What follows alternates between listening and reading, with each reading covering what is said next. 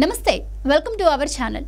YCP అధికారంలోకి వచ్చాక Uttarandhra party బాధ్యతలు తీసుకున్న విజయసాయిరెడ్డి ఆ ప్రాంతంలో వేల కోట్ల కొద్దీ అక్రమాలకు పాల్పడినట్లుగా ఆరోపణలున్నాయి. ప్రభుత్వం తమదే ఉండటం, అధికారాన్ని అడ్డుపెట్టుకొని యథేచ్ఛగా దోపిడీకి పాల్పడ్డారు.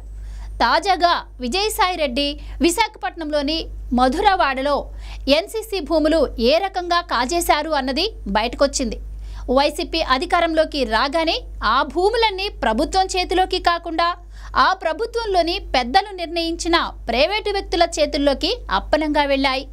అందుకు దొంగ జీవోలు జారీ చేసి ఇష్టం వచ్చినట్లుగా పంచుకున్నారు. ఈ వ్యవహారంలో విజయసాయిరెడ్డి ప్రధాన సూత్రధారి కాగా అప్పటి CM Jagan personal secretary K Nageshwar Reddy, మంత్రి కొట్టు సత్యనారాయణ లబ్ధిదారులుగా చెబుతున్నారు. ఈ వ్యవహారం మొత్తం ప్రస్తుత కూటమి ప్రభుత్వం వద్దకు రావడంతో మొత్తం ఫైళ్లు తెప్పించుకొని విచారణకు రంగం సిద్ధం చేశారు. మధురవాడలో ఏపీ గృహ నిర్మాణ సంస్థకు 1000 కోట్ల విలువ చేసే 97.3 ఎకరాల భూమి ఉంది. దీంట్లో ఐటీ పార్కులు, రెసిడెన్షియల్ విల్లాలు, కాంప్లెక్స్లు నిర్మించడం కోసం 2005లో ఓపెన్ టెండర్లకు పిలిచారు. నాగార్జున కన్స్ట్రక్షన్ కంపెనీ టెండర్ దక్కించుకొని ఏళ్ల తరబడి కాలయాపన చేసింది. 2014లో వైసీపీ అధికారంలోకి వచ్చాక ఈ భూములపై ప్రభుత్వ పెద్దల కన్నుపడింది. విజయసాయిరెడ్డి కనుసన్నల్లో ఎన్సీసీ కంపెనీ సింగపూర్ కంపెనీకి భూములను బదిలీ చేయటం, అటు నుంచి ప్రభుత్వ పెద్దల చేతుల్లోకి వెళ్లడం జరిగిపోయాయి. భారీ మార్కెట్ విలువ ఉన్న భూములను చాలా తక్కువ ధర చూపించి బదిలీ చేశారు. 2000 కోట్ల పైనే విలువ భూమిని ప్రభుత్వంలోనే ఉన్నతాధికారుల సహకారంతో కేవలం 180 కోట్లకు కుదించారు.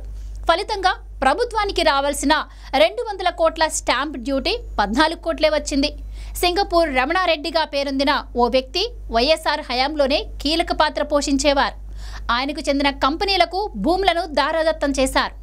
ప్రభుత్వ పథకాల రూపంలో నిధులను దుర్వినియోగం చేసిన మోసగాడు సింగపూర్ రమణారెడ్డి అని, అతను వైట్ కాలర్ మోసగాడు అనే పేరు కూడా ఉంది.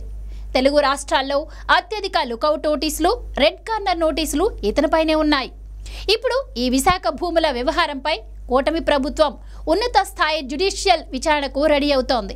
ఆ 2000 కోట్ల విలువ గల భూమిని సూట్ కేస్ కంపెనీల నుంచి స్వాధీనం చేసుకొని ప్రభుత్వానికి న్యాయం జరిగేలా యత్నిస్తున్నారు. ఈ వ్యవహారంలో అక్రమాలకు పాల్పడ్డ ఏ ఒక్కరిని వదలబోమని కూటమి ప్రభుత్వం స్పష్టంగా చెబుతోంది.